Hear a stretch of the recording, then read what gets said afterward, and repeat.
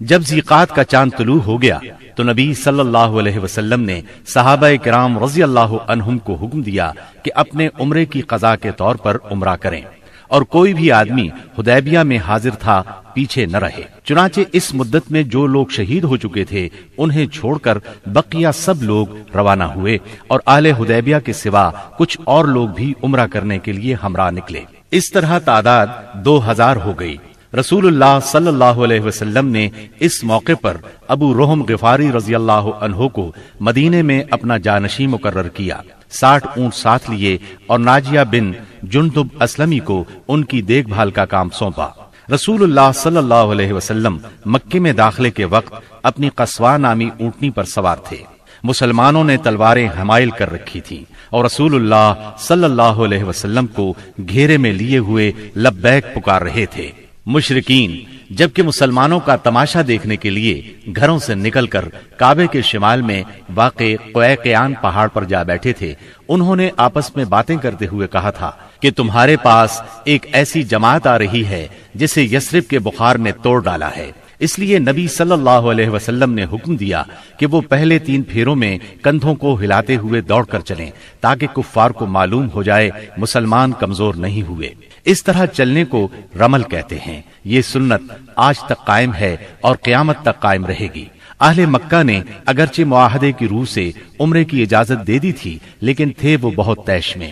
روسائے قریش نے تو شہر کو خالی ہی کر دیا تھا اور کعبے کے شمال میں واقع پہاڑ قیقیان پر چلے گئے تھے۔ رسول اللہ صلی اللہ علیہ وسلم کو دیکھنے کے لیے مشرکین نے لائن لگا رکھی تھی۔ آپ مسلسل لبیک پکار رہے تھے، یہاں تک کہ آپ نے چھڑی سے حجر اسود کو چھوا، پھر آپ نے طواف کیا اور صحابہ کرام نے بھی طواف کیا۔ اس وقت سیدنا عبداللہ بن رواحہ رضی اللہ عنہ تلوار حمائل کیے رسول اللہ صلی اللہ علیہ وسلم کے آگے آگے چل رہے تھے اور رجز کے یہ اشعار پڑھ رہے تھے: خلوا بنی الکفار عن سبیلہ خلوا فکل الخیر فی رسولہ اليوم نضربکم علی تأویلہ کما ضربناکم علی تنزیلہ ضربا یزیل الہام عن مقیلہ ویذہل الخلیل عن خلیلہ۔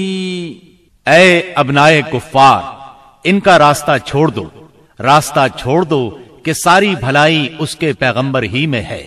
آج ہم اس کی تعویل پر تمہیں ماریں گے جیسے اس کی تنزیل پر تمہیں مار چکے ہیں، اور مار بھی ایسی ماریں گے کہ کھوپڑی اپنی جگہ سے چھٹک جائے گی اور دوست کو دوست سے بے خبر کر دے گی۔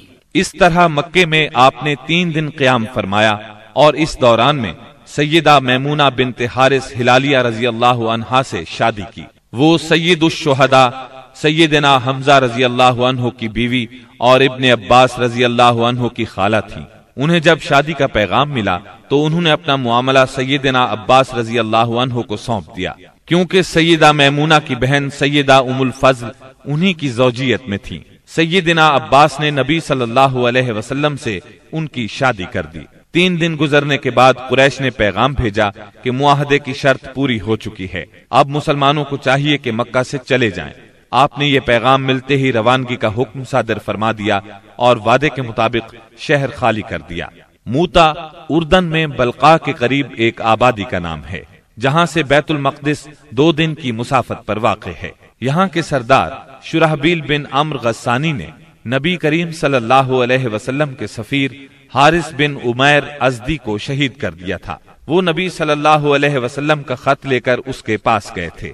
اس طرح مظلوم حارث کے قتل سے سفیروں کی جانیں خطرے میں پڑ گئی تھیں، اس لیے نبی کریم صلی اللہ علیہ وسلم نے قریباً 3000 کی فوج زید بن حارثہ رضی اللہ عنہ کے ہمراہ روانہ کی اور فرمایا اگر زید شہید ہو جائیں تو جعفر امیر ہوں اور جعفر شہید ہو جائیں تو عبداللہ بن رواحہ امیر ہوں گے۔ اسلامی لشکر شمال کی طرف بڑھتا ہوا معان پہنچا اور یہیں لشکر نے پڑاؤ ڈالا اور جاسوسوں نے اطلاع پہنچائی کہ ہرقل قیصر روم بلقاء کے علاقے میں مآب کے مقام پر 1,00,000 رومیوں کا لشکر لے کر خیمہ زن ہے اور اس کے جھنڈے تلے عرب کے صحرا نشین عیسائی قبائل لخم، جزام، بلقین، بہرا اور بلیجی وغیرہ کے بھی قریباً 1,00,000 آدمی شہنشاہ ہرقل کی آمد پر وہاں جمع تھے۔ اس لیے حاکم غسان نے ہرقل سے مدد کی درخواست کی۔ ہرقل نے اس کی مدد کے لیے فوج بھیج دی۔ اس طرح مسلمانوں کے مقابلے میں اتنی بڑی فوج آ گئی۔ مسلمان صرف 3,000 تھے اور دشمن 1,00,000 سے زیادہ۔ مورخین نے ان کی تعداد 1,50,000 تک لکھی ہے۔ اتنی بڑی تعداد دیکھ کر مسلمان سوچ میں پڑ گئے۔ اس کے بارے میں انہوں نے آپس میں مشورہ کیا تو کچھ لوگوں کا خیال تھا کہ ہم رسول اللہ صلی اللہ علیہ وسلم کو تحریری طور پر دشمن کی تعداد کی اطلاع دیں۔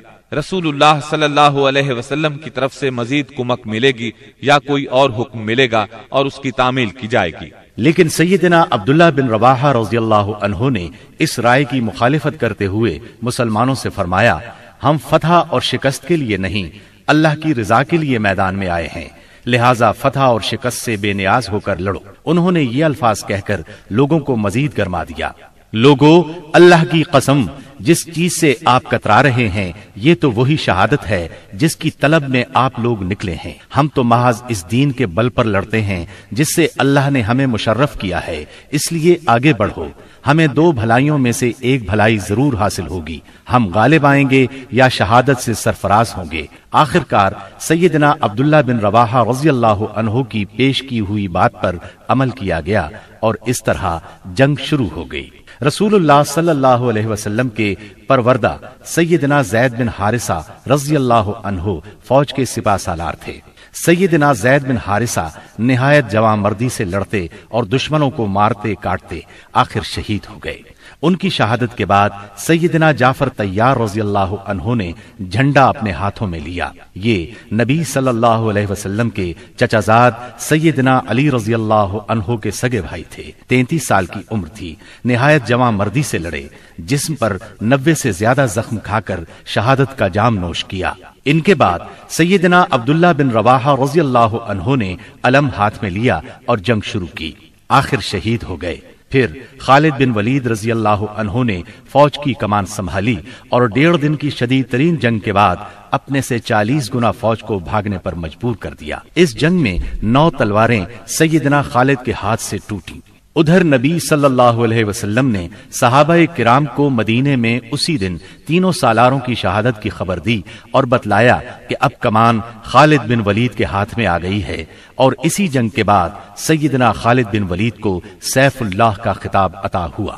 صلح حدیبیہ کو منعقد ہوئے 2.25 سال گزر چکے تھے اور ہجرت کا 8واں سال ختم ہونے کو تھا کہ کفار مکہ نے عہد شکنی کی۔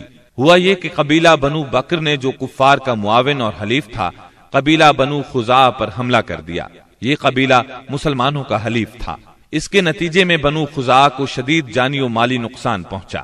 ان بیچاروں نے امان بھی مانگی، بھاگ کر خانہ کعبہ میں پناہ بھی لی، مگر انہیں ہر جگہ بے دریغ قتل کیا گیا۔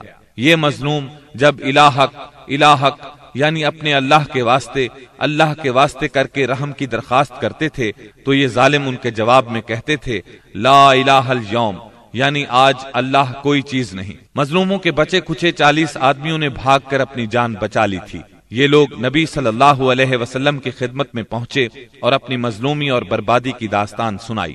عمرو بن سالم خزائی نے پردرد نظم میں تمام واقعات سنائے۔ اس نظم کے چند اشعار کا ترجمہ یہ ہے: قریش نے آپ سے وعدہ خلافی کی، انہوں نے اس مضبوط معاہدے کو جو آپ سے کیا تھا توڑ ڈالا، ہمیں خشک گھاس کی طرح پامال کر دیا۔ وہ سمجھتے ہیں کہ ہماری امداد کو کوئی نہیں آئے گا، وہ تو ذلیل ہیں اور قلیل ہیں۔ انہوں نے وطیر میں ہمیں سوتے ہوئے جا لیا، ہمیں رکوع اور سجود کی حالت میں پارا پارا کر دیا۔ اس طرح معاہدے کی خلاف ورزی کر کے قریش نے صلح نامہ حدیبیہ کو توڑ دیا، مگر بعد میں جب انہیں اپنی عجلت اور عاقبت نااندیشی کا خیال آیا تو رسول اللہ صلی اللہ علیہ وسلم کی خدمت میں ابو سفیان کو معاہدے کی تجدید کے لیے بھیجا، لیکن یہ ایک سیاسی چال تھی۔ رسول اللہ صلی اللہ علیہ وسلم نے انہیں کوئی جواب نہ دیا۔ ان حالات میں اس کے سوا کوئی چارہ نہ تھا کہ کفار کی سازشوں کے اس مرکز کو ہمیشہ ہمیشہ کے لیے بند کر دیا جائے، تاکہ کفار کو مسلمانوں کی طاقت کا صحیح اندازہ ہو جائے اور وہ سازش کرنے کی جرأت نہ کر سکیں، نہ فساد اور لڑائی پر آمادہ ہوں۔ چنانچہ رسول اللہ صلی اللہ علیہ وسلم 10,000 صحابہ کرام کے ساتھ ہجرت کے 8ویں سال رمضان المبارک میں مکے کی طرف روانہ ہوئے۔ جب مکہ چند میل کے فاصلے پر رہ گیا تو آپ نے صحابہ کے ساتھ پڑاؤ کیا اور حکم دیا کہ سب لوگ الگ الگ آگ روشن کریں تاکہ کفار مکہ کو مسلمانوں کی کثرت تعداد کا اندازہ ہو سکے اور ناحق خون ریزی نہ ہو۔ یہ نہایت مناسب اور کارگر ترکیب تھی جو اللہ تعالیٰ نے اپنے نبی صلی اللہ علیہ وسلم کو سجھائی تھی۔ اس منظر کا مکے کے کافروں پر بڑا اثر ہوا اور اس قدر روب بیٹھا کہ انہوں نے اس موقع پر جنگ کے بارے میں سوچا تک نہیں۔ راستے ہی میں اس وقت اسلام کے سب سے بڑے دشمن ابو سفیان نبی کریم صلی اللہ علیہ وسلم کی خدمت میں حاضر ہوئے اور اسلام قبول کیا۔ انہوں نے نبی کریم صلی اللہ علیہ وسلم کے ارشاد کے مطابق مکے پہنچ کر یہ اعلان کیا، جو کوئی ہتھیار پھینک دے گا اسے قتل نہیں کیا جائے گا، جو کوئی خانہ کعبہ کے اندر جائے گا اسے قتل نہیں کیا جائے گا، جو کوئی اپنے گھر کے اندر بیٹھ رہے گا اسے قتل نہیں کیا جائے گا، جو کوئی ابو سفیان کے گھر پناہ لے لے گا اسے قتل نہیں کیا جائے گا، جو کوئی حکیم بن حزام کے گھر پناہ لے گا اسے قتل نہیں کیا جائے گا، بھاگ جانے والے کا تعاقب نہیں کیا جائے گا، زخمی کو قتل نہیں کیا جائے گا، اسیر کو قتل نہیں کیا جائے گا۔ منگل 17 رمضان المبارک کی صبح رسول اللہ صلی اللہ علیہ وسلم مکے کی طرف روانہ ہوئے۔ آپ نے سیدنا عباس رضی اللہ عنہ کو حکم دیا کہ ابو سفیان کو وادی کے تنگ نائے پر پہاڑی ناکے کے پاس روکے رکھیں تاکہ وہاں سے گزرنے والی اللہ کی فوجوں کو دیکھ سکیں۔ سیدنا عباس نے ایسا ہی کیا۔ قبائل اپنے اپنے پرچم لیے وہاں سے گزرنے لگے۔ جب کوئی قبیلہ گزرتا تو ابو سفیان پوچھتے، عباس یہ لوگ کون ہیں؟ جواب میں سیدنا عباس رضی اللہ عنہ کہتے، بنو فلاں، مثلا یہ بنو سلیم ہیں۔ یہاں تک کہ انصار کا دستہ گزرا جس کا پرچم سیدنا سعد بن عبادہ رضی اللہ عنہ کے ہاتھ میں تھا۔ انہوں نے کہا، ابو سفیان آج خون ریزی اور مار دھاڑ کا دن ہے، آج کعبہ حلال کیا جائے گا۔ ابو سفیان بولے، عباس پامالی کا دن مبارک ہو۔ پھر رسول اللہ صلی اللہ علیہ وسلم اپنے سبز دستے میں تشریف لائے۔ آپ مہاجرین اور انصار کے درمیان میں تھے۔ یہاں صرف لوہے کی باڑ دکھائی پڑ رہی تھی۔ ابو سفیان نے کہا، سبحان اللہ، عباس یہ کون لوگ ہیں؟ سیدنا عباس رضی اللہ عنہ نے کہا، یہ انصار اور مہاجرین کے ساتھ رسول اللہ صلی اللہ علیہ وسلم ہیں۔ ابو سفیان بولے، بھلا ان سے محاذ آرائی کی کسے طاقت ہے؟ تمہارے بھتیجے کی بادشاہت تو بہت زبردست ہو گئی ہے۔ سیدنا عباس رضی اللہ عنہ نے کہا، یہ بادشاہت نہیں نبوت ہے۔ ابو سفیان بولے، آپ ٹھیک کہتے ہیں۔ پھر انہوں نے رسول اللہ صلی اللہ علیہ وسلم کو سیدنا سعد رضی اللہ عنہ کی بات بتائی۔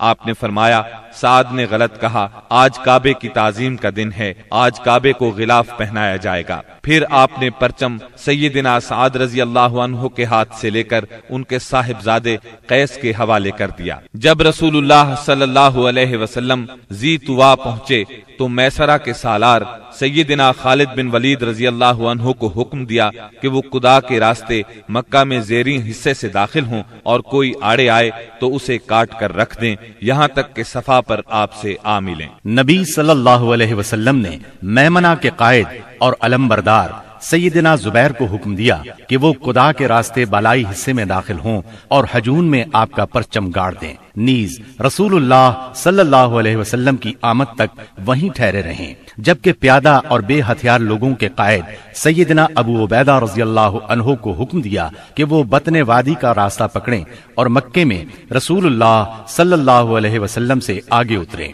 اس موقع پر قریش نے کچھ اوباشوں کو خندمہ میں جمع کیا، کہا کہ اگر انہیں کچھ کامیابی ہوئی تو ان کے ساتھ رہیں گے، ورنہ جو کچھ مطالبہ کیا جائے گا منظور کر لیں گے۔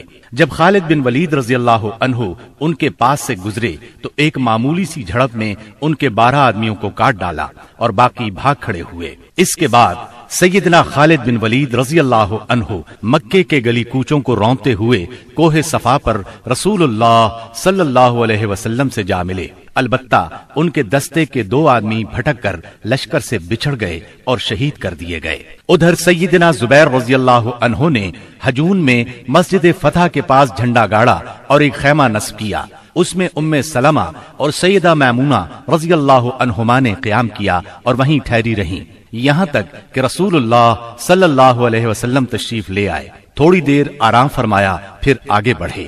اس وقت ابو بکر صدیق رضی اللہ عنہ آپ کے ساتھ تھے اور باتیں کر رہے تھے۔ پھر آپ سورہ فتح کی تلاوت کرتے ہوئے مہاجرین اور انصار کے جلو میں مسجد حرام کے اندر داخل ہوئے، حجر اسود کو چوما، بیت اللہ کا طواف کیا۔ آپ حالت احرام میں نہیں تھے، اس وقت بیت اللہ کے گرد 360 بت تھے۔ آپ صلی اللہ علیہ وسلم ایک لکڑی سے ان بتوں کو کچوکے لگاتے جا رہے تھے اور فرماتے جاتے تھے، حق آ گیا اور باطل چلا گیا، یقیناً باطل جانے ہی والا ہے۔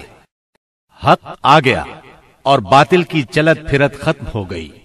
آپ بتوں کو ہلکی سی ضرب لگاتے جا رہے تھے اور بت گرتے جا رہے تھے۔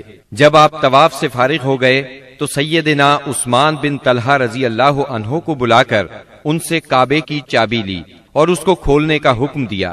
پھر اس میں جو بت تھے انہیں نکلوا کر توڑوا دیا، جو تصاویر تھیں انہیں مٹوا دیا۔ اس کے بعد آپ سیدنا اسامہ بن زید اور سیدنا بلال رضی اللہ عنہم کے ساتھ اندر داخل ہوئے اور دروازہ بند کر لیا۔ پھر دروازے کے مقابل کی دیوار کے رخ سے 3 ہاتھ کے فاصلے پر کھڑے ہوئے، اپنے بائیں 1 ستون، دائیں 2 ستون اور پیچھے 3 ستون کیے اور 2 رکعت نماز پڑھی۔ پھر بیت اللہ میں گھوم کر اس کے اطراف میں اللہ کی تکبیر اور توحید کے الفاظ کہے۔ اس کے بعد آپ نے دروازہ کھولا۔ قریش مسجد حرام میں صفیں لگاتے کھچا کھچ بھرے تھے۔